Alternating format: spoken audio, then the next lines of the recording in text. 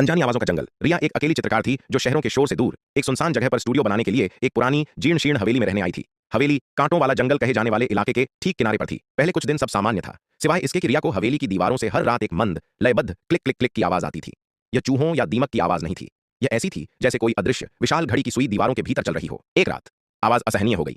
रिया ने टॉर्च ली और आवाज का पीछा करते हुए हवेली के सबसे पुराने तहखाने में पहुंची। तहखाने में अजीब चिकनी काली मिट्टी की एक परत थी।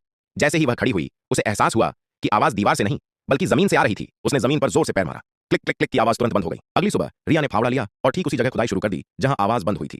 कुछ फीट नीचे उसे एक लकड़ी का संदूक मिला। डरते डरते उसने संदूक खोला। अंदर कोई कंकाल या सोना नहीं था, सिर्फ एक चीज थी, हजारों की संख्या में छोटे जीवित पारदर्शी कीड़े जिनके शरीर पर छोटी छोटी सुइयां लगी थीं। वे कीड़े जमीन की नमी से सटकर एक दूसरे से चिपके हुए थे और जब वे हिलते थे तो उनकी सुइयां आपस में टकराती थीं, जिससे वह क्लिक क्लिक क्लिक की आवाज पैदा होती थी। लेकिन असली भयानक चीज वह नहीं थी। जैसे ही रिया ने संदूक को ध्यान से देखा, उसने पाया कि उन कीड़ों का समूह एक अकेली बड़ी आकृति में व्यवस्थित हो रहा था। यह एक मानव हृदय का आकार ले रहा था जो अब भी मंद मंद धड़क रहा था, मगर कीड़ों की सुइयों से बना हुआ था। और तभी रिया ने अपने कानों पर हाथ रखा।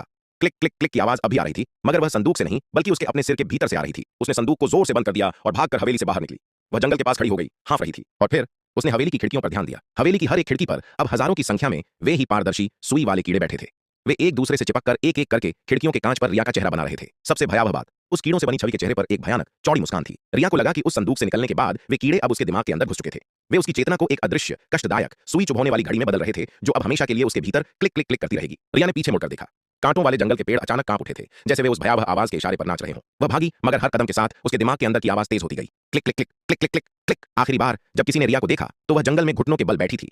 उसके चेहरे पर एक अस्वाभाविक रूप से बड़ी जमे हुए डर वाली मुस्कान थी और उसके होठों से वह मंद लयबद्ध क्लिक क्लिक क्लिक की आवाज आ रही थी जो अब उसकी अपनी धड़कन बन चुकी थी। उस दिन के बाद कहा जाता है कि अगर आप कांटों वाले जंगल के पास जाइए तो आपको हवा में एक धीमी यंत्रवत क्लिक की आवाज सुनाई देगी, जैसे कोई घड़ी अपनी सुइयों को किसी ऐसे समय के लिए गिन रही हो जो कभी नहीं आएगा।